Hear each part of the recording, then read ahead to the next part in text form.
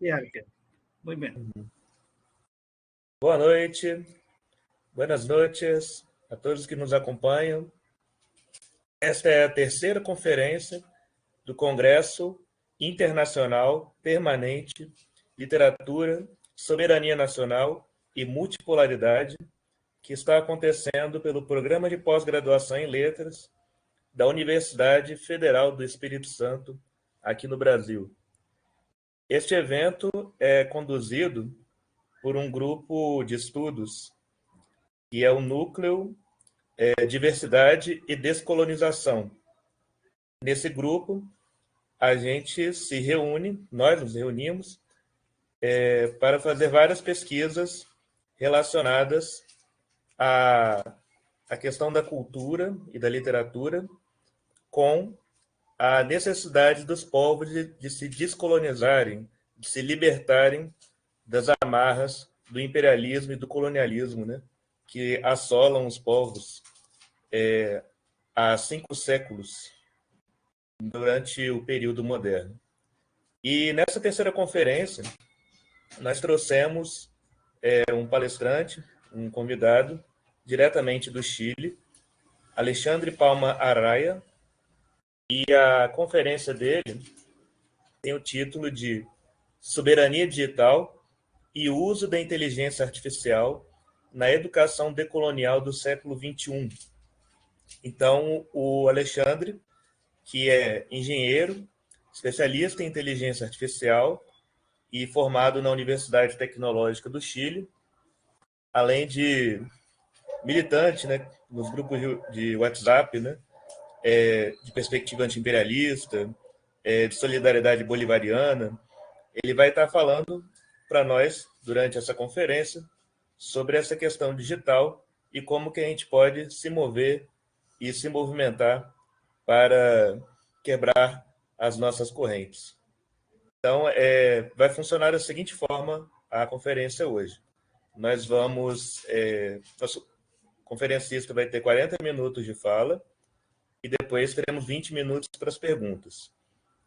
Durante as perguntas, eu peço que as pessoas que queiram fazer a pergunta levantem a mão ou escrevam aqui no chat da sala, e aí nós vamos autorizar um por um para fazer a pergunta em ordem, né? Para a gente conseguir fazer as perguntas sem ruído na hora de falar. Então, estamos prontos, Alexandre? Sim, agora a palavra é sua. Bom, companheiras e companheiros, é uma grande honra estar aqui com vocês desde aqui do Chile.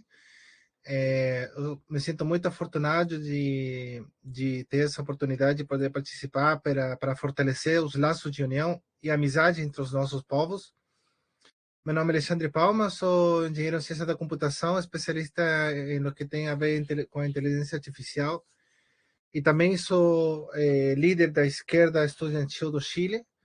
Eu participei do primeiro movimento estudantil do Chile, que deu como origem, né, as grandes marchas populares e que aconteceram acá no Chile. O dia de hoje eu estarei falando sobre a soberania digital e o uso da inteligência artificial do século XXI, né, que é tão necessário a gente ter presente para a gente não ficar desatualizado com os acontecimentos da atualidade que se estão desenvolvendo no mundo. Nós estamos vivendo um período da história de um surgimento de uma nova forma de convivência entre os países, onde já não é mais dominado por um país imperialista, por um país hegemônico, como no caso dos Estados Unidos. Os Estados Unidos está perdendo sua hegemonia. A gente ainda vai presenciar a caída do dólar, né? E ante essa perda, né, de hegemonia dos Estados Unidos, a gente precisa aproveitar essa oportunidade para furar a bolha e construir um mundo multipolar. Multipolar, o que quer dizer? Multipolar quer dizer um mundo onde múltiplas nações tenham uma maior participação, né? A gente precisa construir um sistema multipolar e mais democrático, né? A gente precisa construir uma nova democracia a gente precisa democratizar a democracia, né? Então, vou começar a falar sobre a questão o que é a soberania digital, né? E esses temas, né? Eu queria enviar um forte abraço também ao Congresso Internacional Permanente, muito importante o trabalho que vocês fazem. Eu vou fazer uma breve introdução, né, sobre a questão. Agora, neste século, marcado pela aceleração da tecnologia, a busca de uma educação decolonial no continente latino-americano se tornou fundamental, uma prioridade vital para os nossos povos. Eu vou compartilhar com vocês que aqui no Chile, o Chile esteve à beira de criar a internet décadas antes que os Estados Unidos. O Chile estava muito próximo de criar uma internet socialista, uma internet latino-americana, durante o governo de Salvador Allende. Mas o Chile não conseguiu criar a internet por culpa do golpe militar que os Estados Unidos deu contra o Chile na época de Salvador Allende. Porque Salvador Allende foi vítima de um golpe de Estado orquestrado pelos Estados Unidos, e isso impediu que o Chile pudesse criar a internet antes que os americanos. Estavam muito avançados os estudos desses mecanismos de internet que a gente queria criar para poder fazer uma melhoria na gestão de governo, mas lamentavelmente, por culpa de justamente essa ingerência dos Estados Unidos no nosso continente, na nossa democracia, tem prejudicado muito na nossa desenvolvimento, na nossa cultura e da nossa tecnologia. Então, eu vou falar sobre a importância de criar uma educação decolonial no continente latino-americano, tomando em consideração, né, que a linguagem humana, né, tem evolucionado ao longo da história. A escritura começou, né, na época antiga, né, antigamente os escrivãos escreviam em pedra, né, eram os escrivãos. Depois isso evolucionou a escritura à mão. Depois isso evolucionou a imprenta, né, de máquinas onde se imprimia a pessoa que tinha uma máquina que dominava a forma em que se imprimia os livros era quem dominava a cultura naquela época. Mas agora já não são as imprentas as que criam jornais e livros as que dominam. Agora são quem domina os algoritmos, né? O algoritmo, a programação, é uma evolução da linguagem, né? Então, nós estamos vivendo uma evolução da linguagem humana, e daí a importância de nós compreender a importância de que é um algoritmo e por que é tão importante que o ensino da programação seja uma assinatura obrigatória, tanto para as crianças, tanto para os jovens, tanto para os adultos e até para os adultos maiores, porque a programação ela ajuda a desenvolver a neuroplasticidade cerebral, né?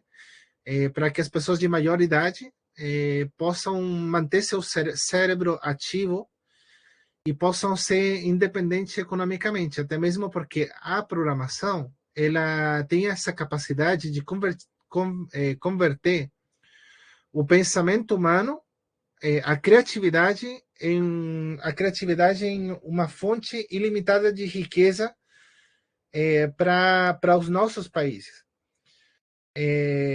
Mas isso tem que ser usado, isso tem que ir acompanhado de uma sólida formação de valores, né, e princípios, né, éticos e morais e até políticos, para que esse conhecimento seja usado como instrumento para a nossa libertação e emancipação, e não um instrumento de escravidão. Porque existe também a questão da escravidão tecnológica, né? Não adianta de nada que a gente desenvolver a tecnologia mais avançada do mundo, a inteligência artificial mais avançada do mundo, se essa vai ser usada contra as pessoas da nossa mesma classe, né, da classe obreira. Não pode. A tecnologia ela tem que ser usada como uma ferramenta para nós romper as cadeias da escravidão moderna. A educação ele tem que ser inspirada nos ideais que planteou o Paulo Freire, né? O companheiro Paulo Freire. Eu admiro muito Paulo Freire, sou chileno, e sinto muita admiração por ele, e acho que é preciso que a gente construir um novo modelo educativo que permita recuperar nossa soberania, a soberania nacional e também a soberania do nosso continente nas telecomunicações. Porque não podemos continuar dependendo de redes sociais norte-americanas para nos comunicar. Mas voltando para a questão da educação que eu estava falando para vocês, né, é muito importante que criar, tomar consciência do papel que tem a programação, o ensino da programação, muito importante tomar consciência da obrigatoriedade do ensino da programação. E por que isso é tão importante? Porque isso, como eu tinha falado já, tem a capacidade de converter a criatividade humana em uma fonte de riqueza, em uma fonte de independência financeira para nosso continente. Eu vou colocar um exemplo, por exemplo, como a criatividade pode formar grandes empresas que podem trazer muitas riquezas para as nações. Por exemplo, lá nos Estados Unidos, a programação, né, ela não é obrigatória, mas lamentavelmente é um conhecimento que está limitado principalmente para os mais ricos, para a burguesia, né? Por exemplo, pessoas como Mark Zuckerberg, o criador do Facebook, aprendeu a programar com 5 anos de idade. E da sua criatividade conseguiu construir uma empresa, né, da sua criatividade que saiu da sua imaginação, da sua criatividade, conseguiu criar uma empresa que tem um valor de mercado muito maior ao produto interno bruto de que muitos países, né? O Facebook ele tem um valor de mercado até muito maior do que produz um país durante um ano inteiro. Isso demonstra que a programação tem que ser ensinada para que as pessoas possam criar coisas da sua imaginação. Permite fazer realidade um empreendimento sem necessidade de você precisar de um investimento material, porque a tua criatividade é a matéria com que você cria um empreendimento. Então, a programação pode ser uma ferramenta maravilhosa para conseguir que as mulheres possam alcançar sua independência financeira. Porque as mulheres não precisariam de nada mais que a sua criatividade para poder iniciar seus empreendimentos. Né? Seria uma forma maravilhosa de a gente conseguir dar essa... a programação é uma ferramenta para nós conseguir nossa independência financeira. Mas é preciso que esse conhecimento da programação seja acompanhado de uma formação política, né, para que não seja usada contra nossos irmãos, né, que não seja usada para explorar as outras pessoas, que não seja usada para fins egoístas. 18:30. A tecnologia, a programação tem que ser usada para fazer o mundo um lugar melhor, ajudar o próximo, construir uma sociedade mais justa e não para exploração, né? Tem que ser usada para trabalhar em conjunto. Então, isso que eu queria passar para vocês, que é fundamental que nós sepamos programar, porque até tem um ditado que diz que se nós não queremos ser programados, precisamos saber programar. E aqui que vem essa frase. Essa frase vem a que nós, em nosso continente latino-americano, tanto Chile como o Brasil, como a Venezuela, como em todos os países do nosso continente, estamos sendo vítima de uma ditadura algorítmica, de uma ditadura dos países que estão mais evoluídos em quanto à programação, aos países que têm mais programadores, né? Porque quanto mais programadores tem um país, mais produtos tecnológicos tem. A gente está sendo vítima, a gente está sendo programado tecnologicamente através das redes sociais criadas pelos Estados Unidos, como, por exemplo, o Facebook, o Google, né, e o Twitter, agora chamado X. A gente está sendo manipulado psicologicamente, politicamente por redes sociais americanas. A gente não pode continuar com essa situação no século XXI. O Brasil precisa compreender que criar redes sociais brasileiras deve ser uma questão de segurança nacional. O Brasil precisa ser independente nas telecomunicações e não depender de redes sociais de países externos ao Brasil. O Brasil precisa, talvez a gente seria muito importante, né, promover leis que promovam a criação de uma rede social nacional, de um meio de comunicação, porque a gente tem que tomar consciência que essas redes sociais que a gente está usando não são brasileiras. O Facebook não é brasileiro, o Twitter não é brasileiro, o WhatsApp também não é brasileiro. Nós não contamos com uma rede social que que pertence à classe trabalhadora. É preciso criar redes sociais que defendam nossa independência, nossa soberania nas comunicações e que garantam a liberdade de expressão, porque os países verdadeiramente independentes, com soberania tecnológica, não usam redes sociais dos Estados Unidos. E que eu vou colocar como exemplo, no caso da Rússia, né? Na Rússia, não... na Rússia pode até usar a rede social americana, mas o povo lá na Rússia não usa o Google. O povo na Rússia usa para fazer suas búsquedas um site chamado Yandex. Na Rússia não usam o Facebook, na Rússia usam a rede social VK, né? Que é como um Facebook russo, né? Porque na Rússia é um país que se preocupa nessas questões da independência nas telecomunicações. Para o Brasil furar a bolha, para o Brasil se libertar, para o Brasil se emancipar, é preciso tomar consciência que estes instrumentos são instrumentos de espionagem. O telefone, né? Vocês conseguem ver? O telefone é um instrumento de espionagem criado pelos Estados Unidos para nos manipular politicamente a população e para influir no eleitorado. Se a gente fazer uma campanha política usando o Facebook, usando as ferramentas do inimigo, né? A gente está passando informações dos eleitores para governos estrangeiros, né? E isso é delicado.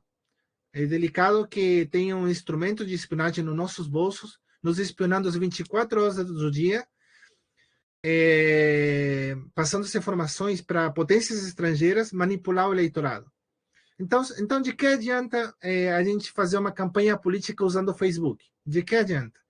Sendo que quantos mais eu gosto consegue uma publicação, quanto mais eu gosto, quanto mais pessoas compartilham, mais dinheiro tem essas empresas para poder manipular psicologicamente as pessoas através do estudo da psicometria. Psicometria é uma ciência que estuda os dados coletados, que são coletados 24 horas do telefone. Então, durante as 24 horas, às vezes a gente tem até o telefone apagado, o microfone está encendido, está aceso, captando as nossas conversações pessoais. o teclado do nosso telefone está captando cada uma das mensagens que a gente escreve pelos grupos de WhatsApp, cada uma das conversações. Essas informações vão para em laboratórios dos Estados Unidos para manipular o eleitorado através de uma coisa chamada guerra psicológica.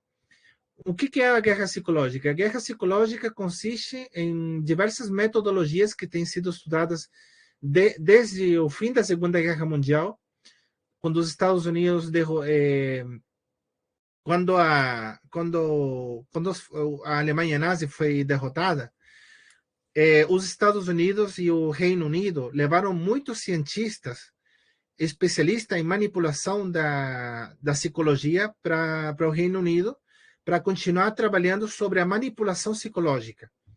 E lá no Reino Unido criaram um instituto chamado Instituto Tavistock, que é um instituto encarregado de estudar a manipulação da mente humana.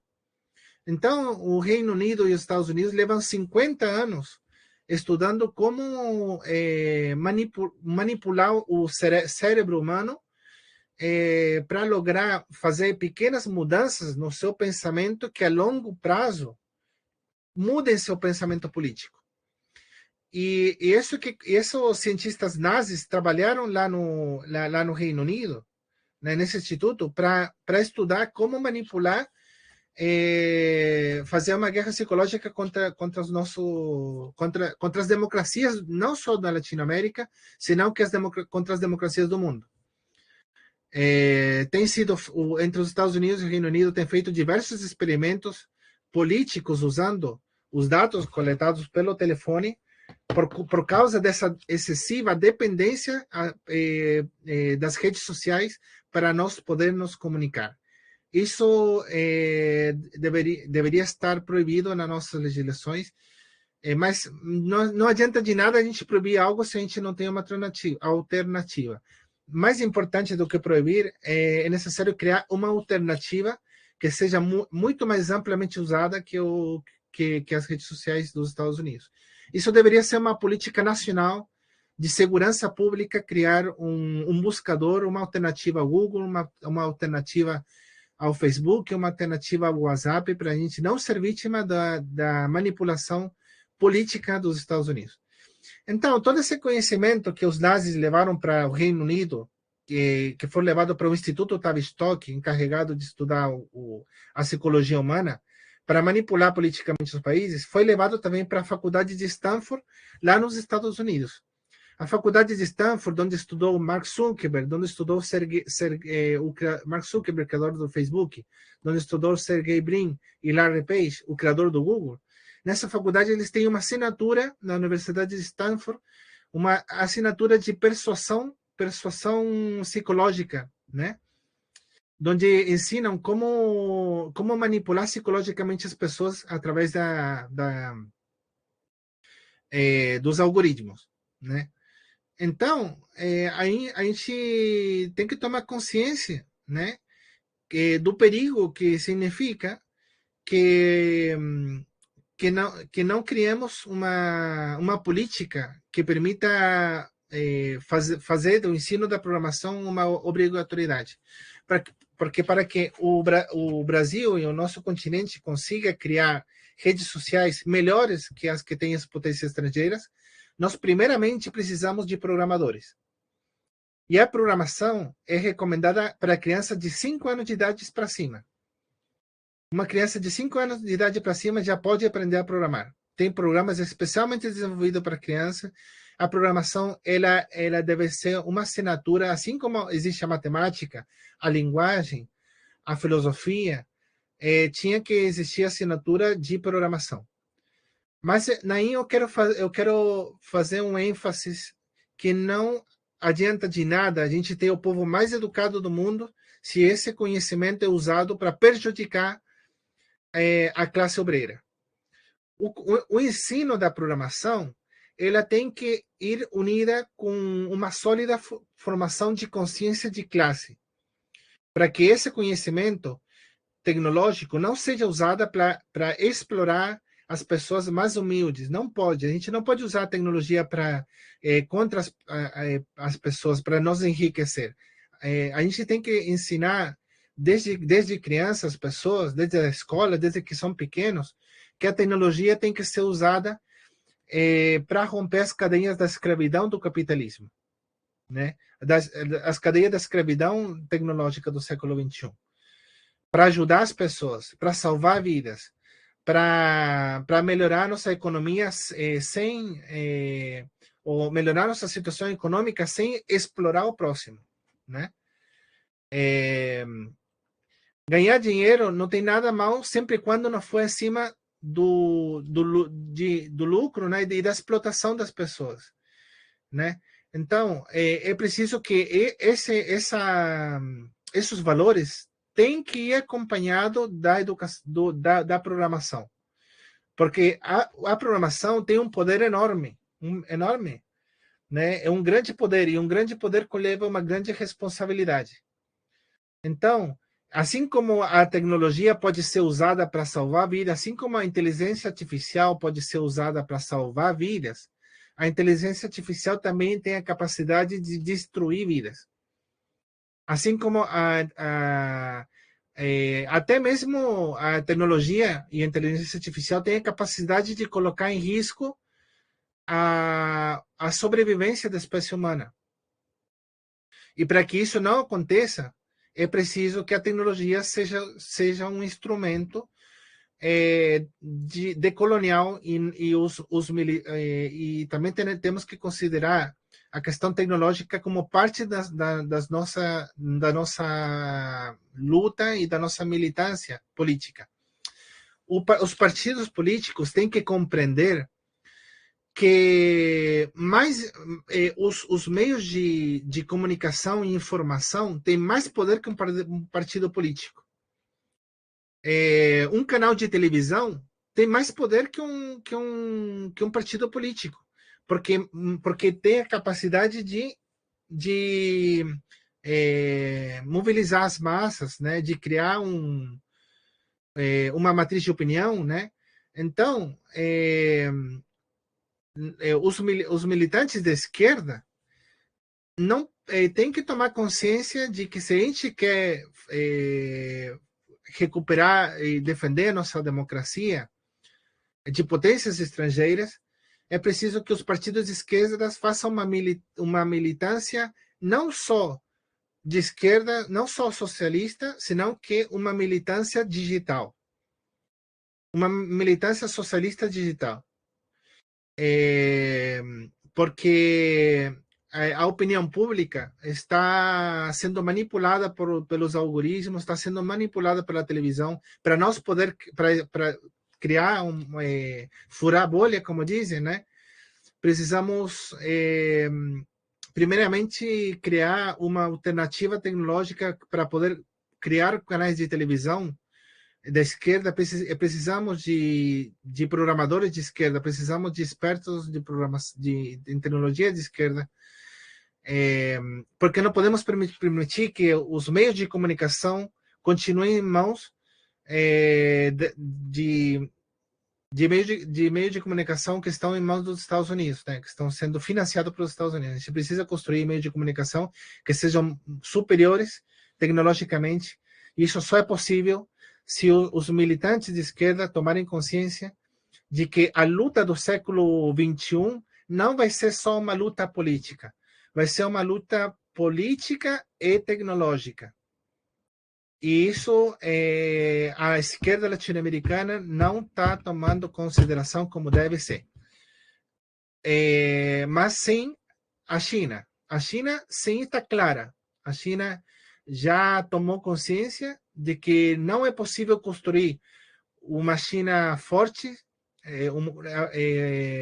A China tomou uma consciência que não é possível construir um socialismo na China sem a independência tecnológica.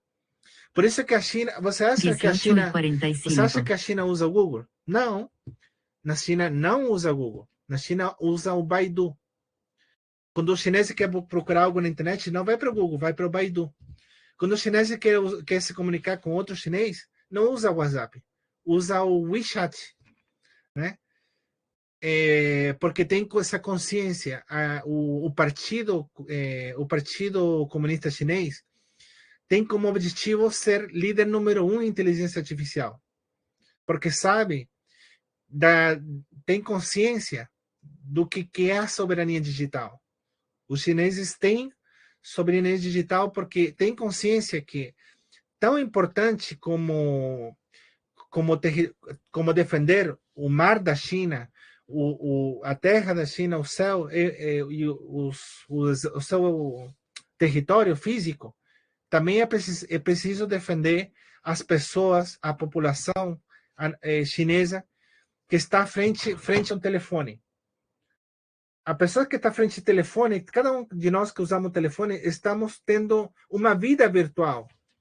E quem deu o nosso Estado para defender a nossa vida virtual? Onde que está o Estado? Para defender os nossos dados, para criar, para nos defender e não permitir que os Estados Unidos roubem nossos dados pessoais para manipular o eleitorado. Onde que está o Estado para defender nossa soberania? Onde que está o Estado que proíbe que os Estados Unidos manipulem psicologicamente nossos países? Cadê as leis? Cadê a nossa soberania digital? Isso que a gente precisa tomar consciência no século XXI. Que as lutas políticas do século XXI não vai ser só luta política, vai ser lutas políticas tecnológicas, e para isso é preciso ter um militante que estude também como criar site, como criar uma rede social. Não é preciso você ser milionário para criar uma rede social. Não é preciso você ter grande quantidade de dinheiro. Eu passei 3 dias, 3 dias na computadora, sem nenhum real, nada de dinheiro. Eu consegui criar uma rede social onde as pessoas conseguiam colocar um post, conseguia colocar uma imagem, conseguia compartilhar um vídeo, conseguia colocar um comentário, conseguia fazer um chat com uma pessoa de outro país, e sem nenhum real, sem servidor, sem nada. Isso demonstra que qualquer pessoa com conhecimento pode mudar o mundo. E falando de pessoas que podem mudar o mundo, eu vou colocar o caso do Julian Assange. Não sei se as pessoas que nos estão assistindo conhecem quem é o Julian Assange. Julian Assange é uma pessoa que saberia programar, que tinha conhecimento e consciência do poder da programação, e que ele criou um site chamado Wikileaks para denunciar as violações dos direitos humanos dos Estados Unidos. Esse site Wikileaks foi programado por ele e permitia que qualquer pessoa do mundo pudesse fazer uma denúncia anônima sem que o imperialismo americano pudesse intervir e pudesse descobrir quem era a pessoa que estava denunciando. Né? Ele criou, o Julian Assange criou uma tecnologia para que as pessoas pudessem denunciar sem ser descoberta a pessoa que denunciou. Então, saíram grandes segredos, não só dos Estados Unidos, senão grandes crimes que aconteceram no mundo, saíram através do site do Wikileaks, e o Julian Assange conseguiu derrotar uma só pessoa com conhecimento da programação, conseguiu colocar de joelho todo o Pentágono e toda a Agência Nacional de Segurança dos Estados Unidos, que é a NSA. Uma só pessoa. Isso demonstra que o poder que tem a tecnologia tem um poder tão grande que uma pessoa que sabe programar é capaz de derrotar a maior potência militar dos Estados Unidos. O Julian Assange sozinho conseguiu derrotar um exército de soldados americanos com milhões de dólares, com muita infraestrutura, com um monte de prédio. Uma só pessoa conseguiu derrotar a maior potência militar do mundo através da programação. E se o Julian Assange conseguiu fazer isso sozinho, imagina só o que acontecesse se cada criança brasileira soubesse programar. Isso, imagina só quantas Facebook melhores, quantas alternativas melhores que o Facebook o Brasil poderia criar se o ensino da programação fosse uma assinatura obrigatória no Brasil. Né? Então a gente tem que tomar consciência de que até mesmo a economia brasileira se veria muito beneficiada se o ensino da programação fosse generalizado, para que assim o Brasil possa conquistar sua independência econômica, porque a independência econômica tem muito a ver com a independência tecnológica. E a China é mais consciente disso que ninguém. A China tem sido vítima de um ataque tecnológico, porque a China está superando os Estados Unidos, então é preciso que a gente tome consciência disso, né? Então, neste século marcado pela aceleração tecnológica, a busca de uma de educação decolonial é fundamental no nosso continente sul-americano e se tornou-se uma prioridade vital. A interseção entre a soberania digital e o poder transformador da inteligência artificial oferece um caminho inovador para enfrentar as barreiras tecnológicas e culturais persistentes no nosso continente. E nesse sentido, eu quero dizer para vocês que nosso continente latino-americano, a gente está vivendo uma colonização tecnológica por culpa da nossa excessiva dependência às redes sociais norte-americanas, a nossa excessiva dependência ao Facebook, ao WhatsApp, que é do Facebook, ao Instagram, ao TikTok, ao Google, né? E então a gente tem que tomar consciência que a gente está sendo vítima de uma colonização tecnológica e de uma guerra psicológica também, a causa dessa espionagem dos nossos dados pessoais. Então, explorando nós hemos explorado a independência entre a soberania digital e a implementação responsável da inteligência artificial, e espero que nesta apresentação ter abordado a complexidade da decolonização tecnológica e a educação e a cultura na educação. Até mesmo para a gente defender a nossa cultura, para defender os nossos povos originários, é preciso que a gente desenvolva uma sólida infraestrutura de comunicações que garanta a neutralidade e a gente não seja censurado, né? Então, esta apresentação eu queria abordar essa questão da decolonização tecnológica e cultural. Eu também queria falar do empoderamento das comunidades latino-americanas através de abordagens inovadoras, né, que valorizem a identidade locais. É fundamental que a gente, para nós poder defender nossa cultura, saber programar para criar melhores filmes, para poder salvar nossa língua, para poder ensinar a língua dos povos originários. A gente podia criar um aplicativo que ensine a língua dos nossos povos ancestrais, para defender até a Amazônia, né, e para defender a nossa cultura, né, da guerra cultural dos Estados Unidos. É preciso que a gente crie tecnologia para a gente não ficar defasado, né, dessa mudança global.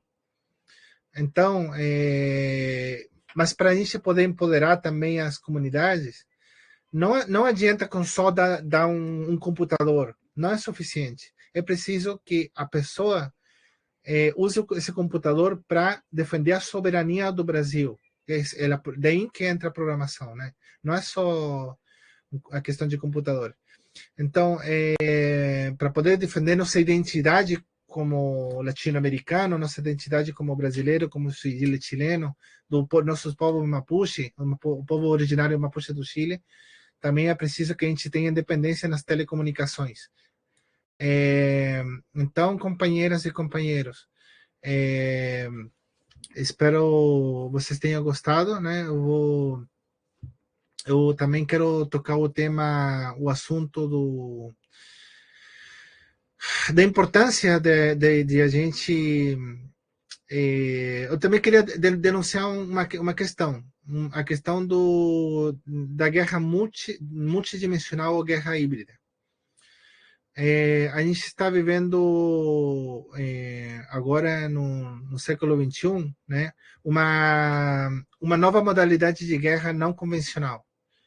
Os Estados Unidos, depois da Segunda Guerra Mundial, desenvolveu uma modalidade de guerra híbrida. Em que consiste uma guerra híbrida? Uma guerra híbrida é uma guerra que consiste em múltiplas modalidades de guerra. Está a guerra tecnológica, a guerra cultural, né?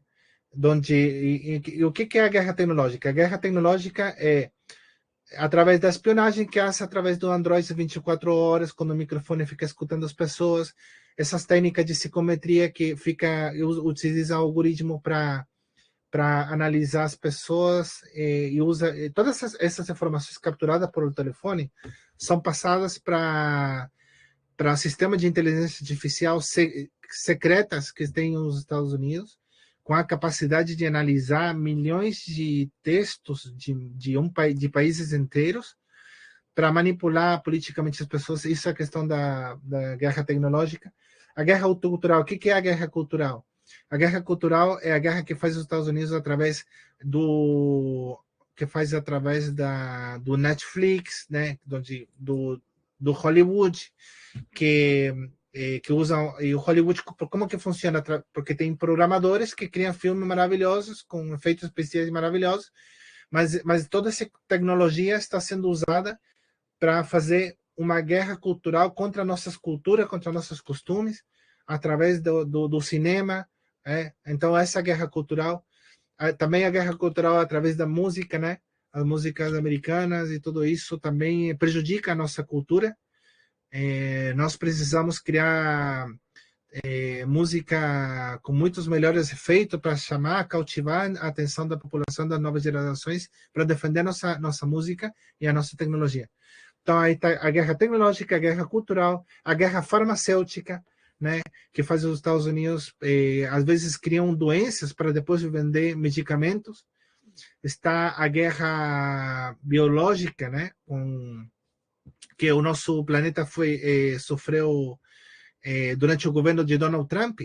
O planeta foi vítima de uma doença que foi esparcida de uma forma muito, muito suspeita, como se tratasse de uma arma biológica de destruição massiva.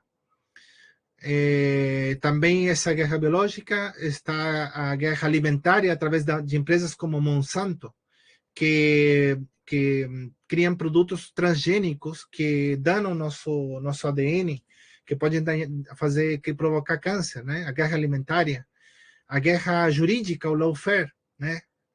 Que foi inventada pelos Estados Unidos, essa infiltração que faz os Estados Unidos adentro das instituições públicas para corromper o governo através da corrupção.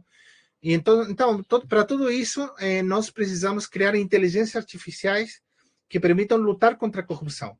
A inteligência artificial, assim como pode destruir os empregos, a inteligência artificial pode construir novos empregos e pode ser usada para lutar contra a corrupção. A inteligência artificial pode ser usada para defender a nossa cultura, para defender os povos originários. A inteligência artificial pode ser usada na sala de aula para ensinar as crianças a língua dos nossos povos originários, dos povos indígenas. Então, a inteligência artificial depende do uso que a gente tem. Toda tecnologia pode ser usada tanto para bem como para mal. Isso depende do uso que o ser humano dê. Então, a inteligência artificial tem uma capacidade maravilhosa para poder melhorar nosso sistema educativo, melhorar a segurança, a soberania do Brasil, tanto militarmente como politicamente, porque também existe a soberania política. Então, é preciso tomar consciência que a inteligência artificial, assim como pode destruir vida, pode salvar vida. A inteligência artificial tem que ser usada nos hospitais para detectar o câncer tempranamente. Tem que ser usada na sala de aula, não só pelos professores. Tem que ser usada pelos professores e pelos alunos para construir um sistema novo e lutar contra o capitalismo. A inteligência artificial tem que ser uma ferramenta para nós romper as cadeias da escravidão, e não podemos permitir que a inteligência artificial e a tecnologia seja usada para afiançar esse sistema capitalista que o único que tem feito é criar um mundo mais desigual. A gente tem que utilizar a tecnologia para poder criar novas formas de democracia, para dar mais participação às pessoas e para pôr fim à exploração do homem pelo homem. 19 horas. Então, com isso eu queria encerrar a minha participação, lembrando que eu sinto muita admiração por Paulo Freire. Gostaria que o ensino da programação fosse uma assinatura obrigatória, que tivesse em consideração os princípios educativos do Paulo Freire, de uma educação libertadora, precisamos criar uma tecnologia libertadora, e a militância de esquerda precisa tomar consciência de que as lutas do século XXI vai ser uma luta política e digital. Então, companheiras e companheiras, muito obrigado por me dar essa oportunidade maravilhosa de compartilhar aqui com vocês. Envio um forte abraço. Não esqueçam de se subscrever ao canal, a compartilhar esta transmissão para que mais pessoas possam ver esta mensagem. E bom, companheiros, um forte abraço desde aqui do Chile para vocês. E me despeço, passo a palavra para poder responder as perguntas, se é que houvessem perguntas. E espero voltar a me encontrar com vocês novamente.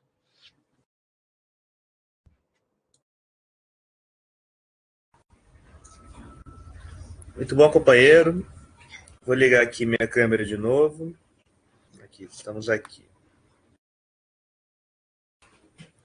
Uma fala extremamente informativa do Alexandre hoje, com várias questões muito pertinentes, né, e atuais, lembrando de figuras essenciais, né, para esse século XXI, né, como Julian Assange. E agora vamos para as perguntas, né? Quem tiver perguntas pode levantar a mão ou escrever aqui no chat. Aqui, ó, temos uma mão levantada aqui. Andressa, mais alguém? Vamos começar pela Andressa, então. Eu levantei a mão aí. Você quer falar primeiro, Luiz? Pode ser o primeiro. Não, Andressa, pode falar. As mulheres primeiro. Beleza. Olá, Alexandre. Eu quero perguntar respecto de la cuestión del trabajo, no que se puede pensar a partir de la uberización, sobre la cuestión de los aplicativos, né, dos apps, em relação ao trabalho. Sí, porque nosotros sabemos que os trabalhadores hoje, nesse nível neoliberal em que estamos, né, nível neoliberal do capitalismo, cada vez mais a classe trabalhadora perde seus direitos e ela se torna refém, né, se torna incapaz de lutar, pois precisa, né, necessita ganhar dinheiro. E isso me fez refletir sua fala, né, sua exposição sobre isso. Penso que há um desafio, sim, pois como você disse, né, a esquerda tem que pensar a partir disso, a partir dessa situação. Sim, a minha pergunta é: como podemos começar uma mudança, uma revolução, fora ou dentro desse sistema de los aplicativos, para assim podermos dialogar com a classe trabalhadora, atender suas necessidades, para que também não seamos uma esquerda que solamente olha para si mesma. Compreende? Seria mais essa minha pergunta. Graças pelas suas palavras, foram maravilhosas, esclareceram muito, e eu acho que a esquerda brasileira precisa muito ouvir a sua palestra. Nos engrandeceu muito. Muitas graças. Bom, muito obrigado. Gostei muito da tua pergunta, uma pergunta maravilhosa. Como criar aplicativo. Primeiramente, eu quero aclarar que para você criar um aplicativo, você não precisa ser uma experta em matemática, um gênio. Não. Para aprender a programar, você não precisa mais que saber somar, restar, multiplicar e dividir. Não precisa ser um experto em matemática ou um gênio para você aprender a programar. Em 1 ou 2 anos, você pode passar de saber do zero a criar um aplicativo para não depender do Uber. O Uber cobra tarifas abusivas aos condutores, porque os condutores não têm o conhecimento para poder criar um aplicativo. Mas os condutores poderiam criar um aplicativo se tomassem consciência de que qualquer pessoa pode aprender a programar. Até a programação é recomendada não somente para criança, também para pessoas. Não tem idade para você começar a aprender a programar. Eu conheço pessoas que têm mais de 40 anos, mais de 50 anos, que têm aprendido a programar. Qualquer pessoa pode criar um aplicativo para não depender de aplicativos norte-americanos, tendo em consideração que o Uber é um aplicativo norte-americano e que cobra tarifas abusivas, sendo que não temos necessidade nenhuma de depender de aplicativos estrangeiros, sendo que podemos criar um aplicativo nós mesmos. Agora, sobre como que a gente faria esses aplicativos para recuperar nossa renda, para recuperar o nosso poder aquisitivo, para a gente criar acabar com esse sistema neoliberal, a gente teria que criar aplicativos cooperativos. A gente precisaria criar cooperativas, por exemplo, o sindicato das pessoas que trabalham em transporte público poderiam criar uma cooperativa que cria um aplicativo que distribua, né, as ganâncias dos viagens de uma forma muito mais democrática que é o que faz outros aplicativos, né? Então, a classe trabalhadora precisa criar um aplicativo que favoreça as pessoas da sua própria classe. Eu tenho certeza que a classe trabalhadora tem a capacidade de criar aplicativos muito melhor que o Uber, que tenham margem de ganância muito melhor para os trabalhadores do transporte público. E criar aplicativo não só pode ser uma ferramenta para a gente se emancipar e melhorar os margens de ganância das pessoas que trabalham no transporte, senão que os aplicativos também podem ser usados a gente poderia até criar aplicativo para lutar contra a corrupção. Vocês já imaginaram, companheiras e companheiros, que a gente criasse uma inteligência artificial capaz de detectar a corrupção? Ou que a gente criasse um site como o Wikileaks, onde qualquer brasileiro que veja um ato de corrupção possa denunciar de forma anônima, sem ser vítima sem ser descoberta a pessoa que denunciou? Então, você pode criar muitas tecnologias para lutar contra a corrupção, para fortalecer a esquerda. Os aplicativos, eles dão um poder muito grande. Você pode criar sistema de inteligência artificial para melhorar a toma de decisões, para lutar contra a corrupção. Por exemplo, você poderia criar né, um sistema que permita às pessoas fazer um voto direto, sem necessidade de um intermediário.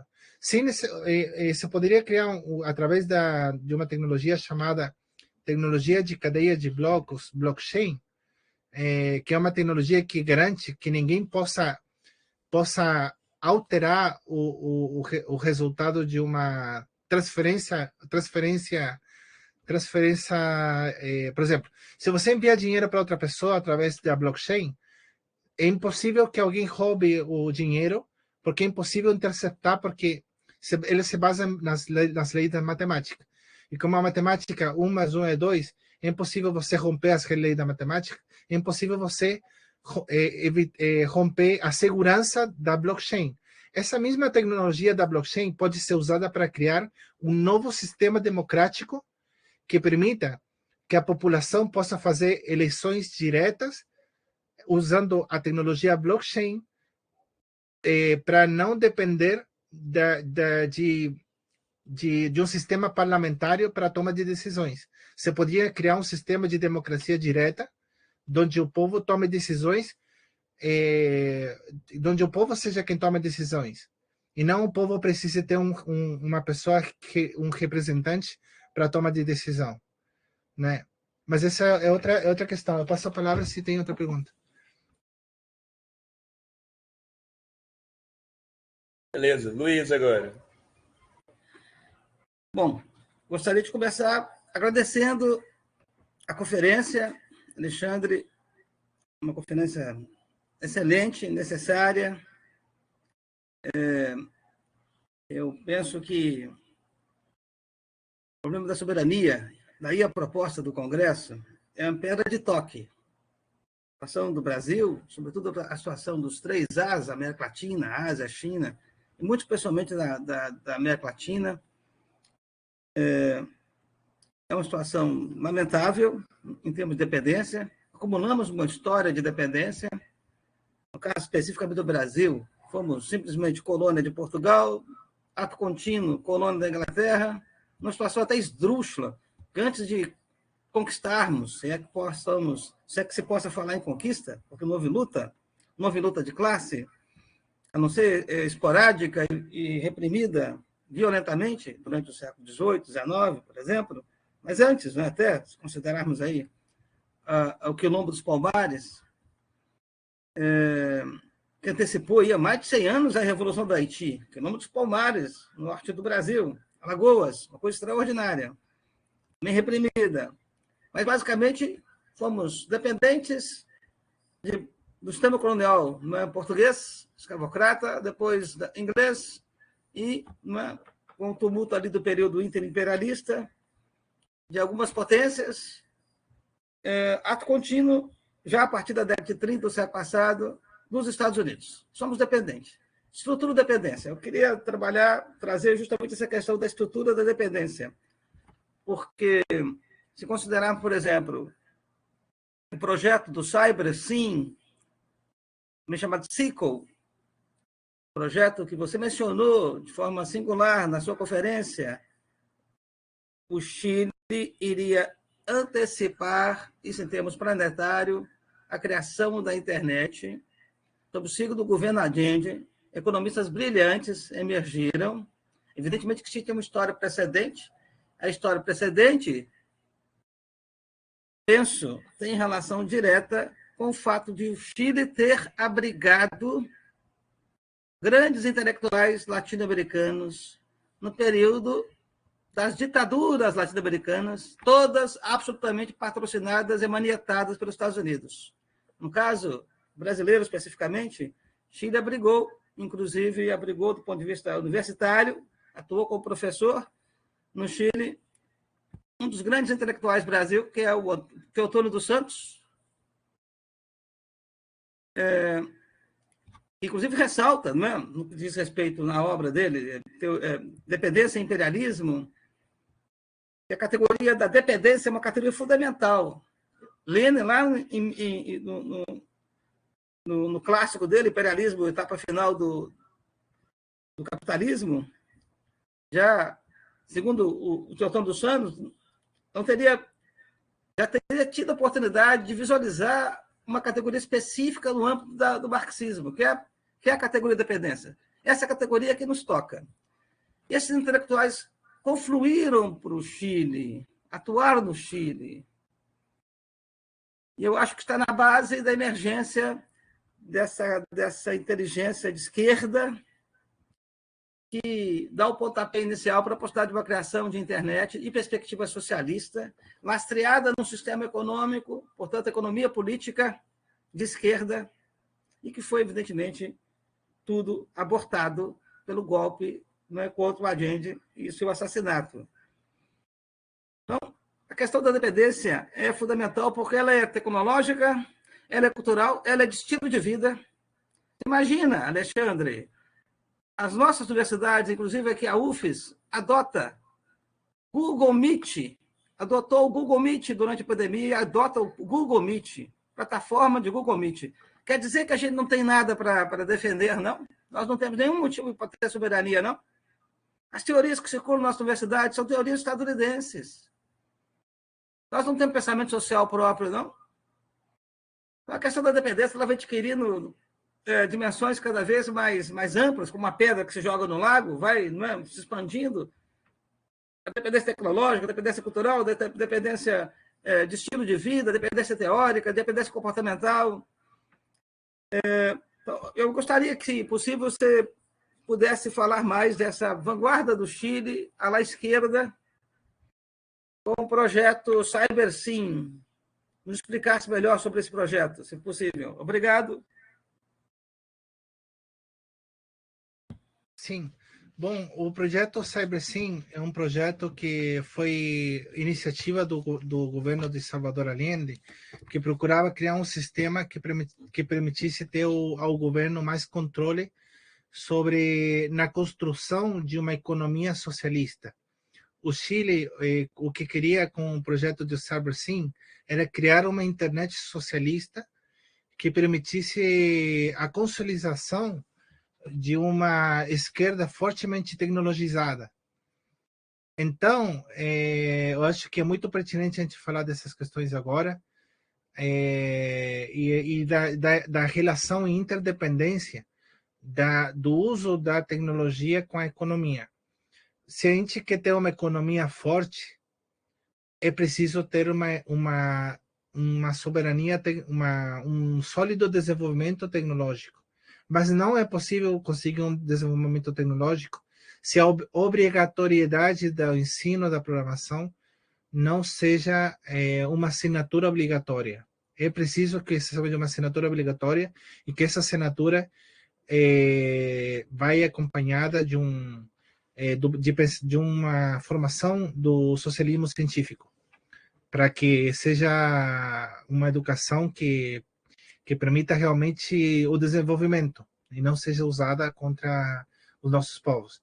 Então, voltando para o tema do assunto do CyberSim, o que procurava o Chile naquela época era ter um maior controle para poder lutar justamente contra a corrupção. Porque o que é a corrupção? Né? A corrupção é a falta de controle. A falta de controle é a corrupção. Então, como que a gente tem mais controle para lutar contra a corrupção? Através da tecnologia. A tecnologia é um aliado muito importante para a gente lutar contra a corrupção, que a gente não está sabendo aproveitar. Então, a tecnologia e a inteligência artificial é uma grande aliada nessa luta por construir uma alternativa democrática, por construir um sistema alternativo. Né? Então, mas para lutar contra a corrupção, essa tecnologia tem que estar em mãos da classe trabalhadora e não dos milionários e dos poderosos. Não adianta, a gente não adianta que somente ou seja, somente a burguesia saiba programar. Não adianta. Quem tem que dominar a tecnologia é a classe trabalhadora e não a burguesia. Mas a classe trabalhadora não pode usar a tecnologia para oprimir a classe trabalhadora, né? Então, o que propunha o Salvador Allende com a criação do CyberSim era um sistema de intranet nacional, um sistema unificado que permitira fazer seguimento a todos os projetos de governo, um acompanhamento tecnológico para lutar contra a corrupção. E eu vejo que na atualidade a gente não conta com nenhum sistema de auditoria computadorizado, né? O Brasil, pelo tamanho que ele tem, o Brasil tinha que ter um site que faça uma auditoria computadorizada de cada um dos parlamentares para ver se essas decisões que estão tomando, em que se está ganhando esse dinheiro público. Então, a tecnologia é uma ferramenta muito poderosa que tem que ser usada pela classe trabalhadora para ter mais controle, né? Porque o capitalismo tem muito controle. Vocês já perceberam que o capitalismo, eles controlam, pegam aí no pé do trabalhador e seguem, faz gráfico, usam inteligência artificial, robótica, usam câmaras para manter a classe trabalhadora controlada. E por que a esquerda não usa essa mesma tecnologia contra a burguesia? A gente tem que ter a burguesia com câmeras lá olhando para ver em que está gastando dinheiro. Tem que ter um robô lá, se for possível, um robô para colocar no pé do corrupto. Né? Então, esse companheiro. Perfeito. Estou acá com esse livro, La Quarta Revolução Industrial, Klaus Schwab. Ótimo livro. É o diretor lá do Fórum Econômico Mundial, Centro Mundial da Confabulação contra os Povos. A quarta revolução industrial já começou e a gente não pode ficar atrás, companheiro, não pode. Sim, claro que não. Por exemplo, quanta inteligência artificial há aí no mundo? Está o ChatGPT da OpenAI, está o Bing, está o Bard, que é do Google, está o Anthropic, mas qual é o nome da inteligência artificial brasileira? Não tem. O Brasil está rendido, o Brasil está na lona. A gente não pode. Totalmente na lona. Não pode. Na lona. Não. Eu destaquei a questão da dependência. A gente está integralmente dependente dos Estados Unidos nesse momento. Basta ver o próprio governo Lula e os ministros do governo Lula. Dependência de estilo de vida, dependência identitária, dependência woke dos Estados Unidos. Uma coisa absolutamente horrorosa. E já vem de longa data, uma pequena burguesia agitada nas coordenadas das demagogias estadunidenses. Atuando aí de forma absolutamente contra-revolucionária, embora ache que esteja fazendo revolução.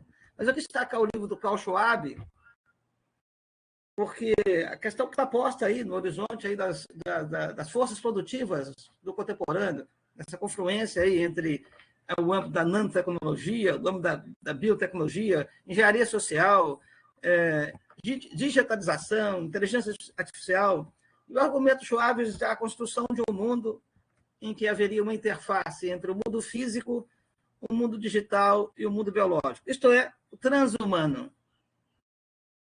Então, de novo, a questão... O transhumano é sempre transhumano, porque a humanidade ela vem se constituindo, à medida que ela se constitui, ela se constitui e se torna ela, segundo a sua própria história.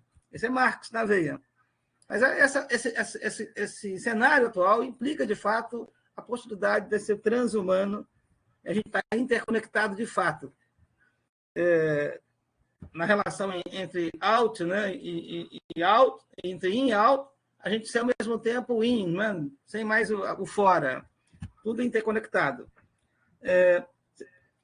Poderia falar um pouco dessa questão do transhumano e a confabulação, né, do lado, sobretudo, do globalista, do imperialista estadunidense, nesse planejamento da construção do transhumano e a ditadura aí, tecnotrônica a partir daí. Nossa, esse assunto é muito interessante, o assunto da ditadura tecnotrônica e do transhumanismo. Na verdade, é inevitável o progresso humano. A gente, por mais que a gente lute contra a inteligência artificial para que não se desenvolva, é impossível você parar esse avanço tecnológico. O único que a gente pode fazer é orientar que essa tecnologia de inteligência artificial seja orientada para a esquerda e que não vai para a direita, como está fazendo lá nos Estados Unidos, né? Porque os Estados Unidos está capando, está castrando a inteligência artificial. Então, sobre a questão do transhumanismo, né? Já tem pessoas transhumanas no mundo. Qualquer pessoa que não use um coração biológico, que use já não é 100% humana, porque tem partes que não são biológicas. E o transhumanismo vai começar por aí, né? Tem pessoas que precisam de uma perna e não tem uma perna, então coloca uma perna robótica. Então, esse humano já não é 100% biológico. É um ser humano que tem partes robóticas e partes biológicas. E com o tempo, cada vez vai ser mais partes humanas que vão ser reemplaçadas por partes não biológicas. Isso tem algo de ruim? Não, porque se a pessoa não puder, não tiver um coração, o que tem de mal que a gente tenha um coração artificial? Então, isso pode salvar vidas. Mas, então, a questão do transhumanismo vai se dando através do tempo, mas também tem a questão de que tem uma coisa chamada quando a pessoa singularidade tecnológica, né? A questão da singularidade tecnológica. Cada vez a tecnologia avança a passos mais rápidos.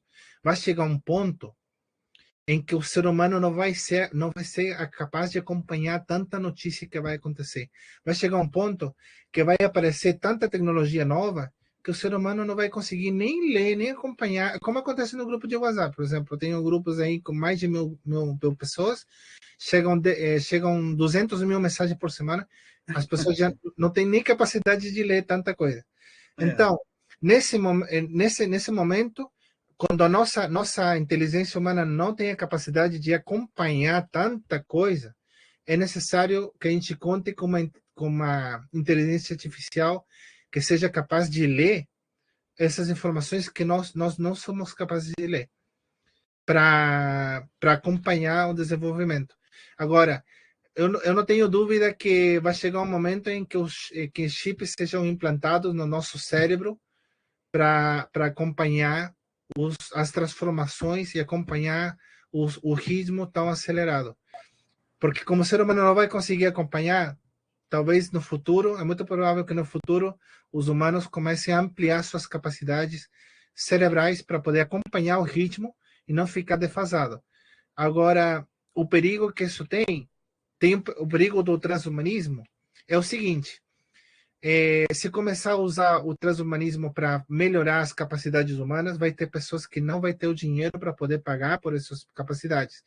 Então, aí pode ser perigoso, porque vai ter uma raça de humanos com dinheiro, por exemplo, com suficiente dinheiro para poder fazer uma melhora nas suas capacidades cerebrais, e vai ter outros humanos empobrecidos que não vai ter o dinheiro para poder fazer um implante que melhore suas capacidades humanas, e você vai produzir uma diferença de classes aí, mas eu acho que a gente ainda está longe disso que vai acontecer. Sim, vai acontecer, só que a gente está longe ainda. Eu acho que pelo menos uns 100 anos mais para que isso aconteça. Mas nesse momento agora, eu acho que a principal preocupação nossa deve ser não tanto o transhumanismo, senão que deve ser o uso da inteligência artificial, não quedar defasado do desenvolvimento da inteligência artificial, por causa de que, por exemplo, até mesmo a Central de Inteligência Americana, a CIA, está usando a inteligência artificial para desestabilizar governos. A CIA, né? O sistema de inteligência americano está usando uma inteligência artificial secreta que ninguém sabe que capacidade tem. Usou isso no Chile. Usou isso no Chile também, desculpa te cortar. Sim. Usou isso no Chile lá, para sabotar o projeto Cyber sim. Sim, exatamente. Então, o projeto Cyber Sim também foi um duro golpe que a gente teve, né? Por isso que a gente não pode dar mole, né? Então, voltando ao assunto da questão da inteligência artificial, o exército americano está usando a inteligência artificial para dar golpe de Estado. A CIA está usando a inteligência artificial para analisar o que está escrevendo no teclado do telefone países inteiros, para dar golpe à democracia. As informações que a gente escreve no nosso teclado, eles passam para meios de desinformação, como, por exemplo... Bolsonaro, PDG, Milley, etc. Exatamente, como, por exemplo, meios de desinformação, como a TV Globo, meios de comunicação da direita, para manipular a população. Então, eu tenho uma suspeita que eu não tenho na menor dúvida que os Estados Unidos conta com uma inteligência artificial com capacidades superiores às humanas. Existe uma coisa chamada AGI, Inteligência General Artificial. A AGI é uma inteligência que é superior à humana. Só que, como é superior à humana, ela é perigosa, né? Ela é perigosa que saia de controle, é perigosa que um país use para construir uma ditadura digital.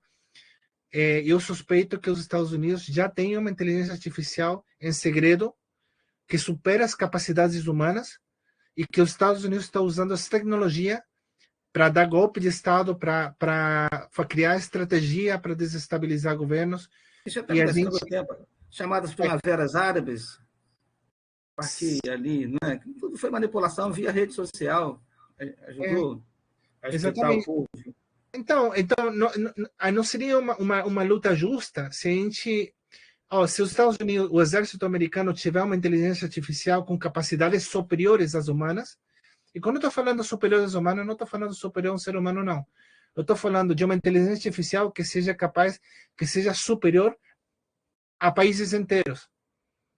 Então, como que a gente defende nossa soberania, nesse caso? Se a gente não tem uma inteligência artificial com essa capacidade, a gente tem que desenvolver uma inteligência artificial capaz de defender o nosso povo, né?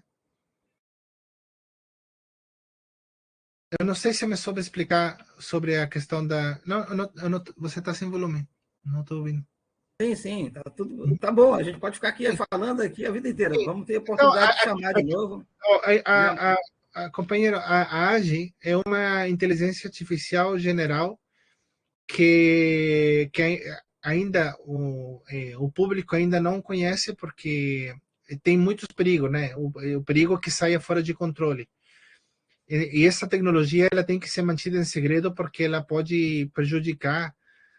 Imagina só uma inteligência artificial que seja mais inteligente que um monte da capacidade humana, isso é perigoso, né? Sim, sem dúvida. Na mão dos Yankees, então. Antes de a gente fechar aqui, eu só queria fazer um comentário. Mas antes do meu comentário, eu queria saber só se mais alguém gostaria de fazer uma pergunta. Se ninguém se manifestar aqui, eu faço o último comentário de hoje. Não? Ok. Então, eu queria fechar com o gancho da inteligência artificial super-humana, né? Mencionada pelo Alexandre. Até para fazer uma sugestão que tenha ligação com a parte da literatura aqui do Congresso. Então, nós estamos pensando em algo que tem várias dimensões, uma dimensão que afeta a soberania dos povos, que afeta a liberdade, né? Brasil, Índia, China, de vários países, né? Estão dentro de um projeto multipolar, que esse projeto multipolar, né? Ele está em oposição à unipolaridade, né? Histórica, né? do assim chamado Ocidente, né? Europa, Estados Unidos. E se existe essa inteligência artificial ultra-humana, né, super-humana, né, do projeto da CIA, né, talvez uma das questões que a gente tem como desafio do século XXI seria uma superinteligência artificial da multipolaridade, né, uma superinteligência artificial dos BRICS. Eu lembrei muito, pensando nessas questões, né, de como que uma inteligência que seria inicialmente pensada a partir de uma questão não orgânica, né, ou artificial, né, pode remeter à ficção científica. Eu li um livro de contos, por sinal, de um escritor que ele é de nascimento russo, né, mas ele fez sua carreira nos Estados Unidos, no MIT, né, que é o Isaac Asimov, né. Ele tem uma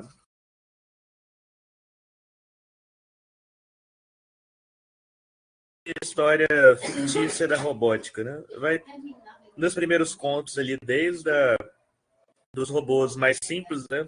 O primeiro conto, inclusive, o robô é uma espécie de brinquedo, né? Ainda sem inteligência, né? Ele vai imaginando vários cenários de inteligência que os robôs vão se desenvolvendo, né? Até chegar à última história, né? Que se chama O Conflito Evitável. E essa história, ela pensa uma espécie de inteligência que foi sendo desenvolvida por essas experiências de robô, né, em cada país, né, e que cria uma espécie de superinteligência mundial, né, que ela começa naquela lógica, basicamente, de da alienação, né, em que a coisa toma o lugar do humano, né, a inteligência super-humana começa a administrar o mundo ali e a história ela vai meio que desenvolvendo consequências para essas premissas, né, porque os conflitos humanos aí entra na questão do perigo, né, eles vão sendo administrados por essa inteligência e nisso que são administrados a máquina acredita que está solucionando os problemas, mas está criando outros problemas também. Justamente por causa que existe uma diferença, até qualitativa, né, entre a inteligência humana e a inteligência artificial. Né? Elas são qualitativamente diferentes, né? Elas têm propriedades diferentes até. Né? Então, eu acho que fica uma dica assim, para quem quiser pensar essas questões que a gente falou hoje a partir de um gancho literário, né? Eu acho que esse conto do Asimov daria um debate, uma discussão interessante para uma futura interação. Você quer fazer um último comentário antes da gente terminar a live, Alexandre? Sobre o que eu acabei de falar? Sim, eu queria dizer que Asimov dizia que a imaginação é mais importante que o conhecimento. E assim como a inteligência artificial pode ser uma grande aliada para lutar contra a extinção, né? Pode ser usada também para extinguir a humanidade. Então, depende do uso que a gente tem. A gente precisa construir uma inteligência artificial com essa capacidade. Eu queria fazer uma consideração final. Eu queria enviar uma mensagem de solidariedade ao povo da Palestina, que está sofrendo as consequências de um brutal genocídio de parte dos Estados Unidos. Eu digo dos Estados Unidos porque os Estados Unidos são os autores intelectuais da massacre na Palestina, porque foram os Estados Unidos os que financiam, os que cobrem e o que defende a impunidade do genocídio, a massacre e a limpeza étnica, porque não é uma guerra que tá acontecendo no Israel ou entre Israel e a Palestina, não é uma guerra, é um genocídio, é uma limpeza étnica. Eu diria que é um holocausto mais grande do século XXI. Poxa, queria ver uma mensagem de solidariedade e também queria alertar também sobre essa aproximação do Brasil ao exército, essa relação que tem o Brasil com o exército dos Estados Unidos na Amazônia brasileira, né? No dia 24 de novembro, a Operação Core 23, realizou um exercício militar na Amazônia. Eu acho que esse exercício militar que o Brasil fez com os Estados Unidos compromete a segurança da Latinoamérica, e essas reuniões que o exército brasileiro faz com a Guiana também são perigosas. Enviou uma mensagem de solidariedade com a Palestina e gostaria muito que não aconteça o mesmo que está acontecendo na Palestina, na Venezuela, porque a Venezuela está próxima a estourar um conflito militar na Latinoamérica e preciso que gostaria muito que a gente enviar uma última consideração final para evitar que estoure uma guerra no nosso continente que afete todos nós. Isso. Muito bem. A gente até, antes de começarmos o programa com você, Alexandre, a gente fez uma leitura de um poema cujo título é exatamente esse, Genocídio. É um genocídio sem precedentes contra o povo palestino. Na verdade, o que está posto é que a humanidade é a humanidade palestina. Isso não fica ali, né? Somos todos palestinados, de modo que o que está ocorrendo hoje é um processo de neocolonização, no sentido de que nós hoje somos povos originários, porque essas tecnologias todas, a inteligência artificial, essa interface, não é? Entre o humano, não é? O físico, o digital, o âmbito da nanotecnologia, a engenharia social que se implica, significa também que milhões, até bilhões de empregos ficarão em desuso. Penso um projeto neomalthusiano que parte do princípio de que a humanidade, ou boa parte da humanidade, se tornou povo originário, uma segunda escala de povo originário. E o processo é a colonização, não é? Colonização por assentamento, colonização que ocorreu, não é? Nos Estados Unidos, que ocorreu na Austrália, ocorreu também no Brasil, a partir de uma outra dimensão, mas ocorreu, e que está aí na vanguarda da retaguarda com o sionismo. Então, não sejamos cínicos e oportunistas de achar que é com o palestino. Não, isso tudo é conosco. Viva a Venezuela, viva a Palestina. Esequibo é da Venezuela. Graças. Muitas Muito graças. bom. O sol da Venezuela nasce no Esequibo, como estão dizendo nossos queridos vizinhos. E para fazer um anúncio final aqui, voltaremos com o congresso no ano que vem, 2024. Estamos planejando trazer no mês de março o pesquisador carioca, Elias Jabbour, que vai trazer uma fala sobre a questão da China aqui para o nosso congresso. Isso. Espero que todo mundo passe bem nesse final de ano e que possamos nos encontrar novamente para confabular contra o poder. É isso aí, pessoal. Vamos terminando aqui. Hasta logo. E Pode dar um corte aí, Pet. Hasta la Victoria sempre. Sempre até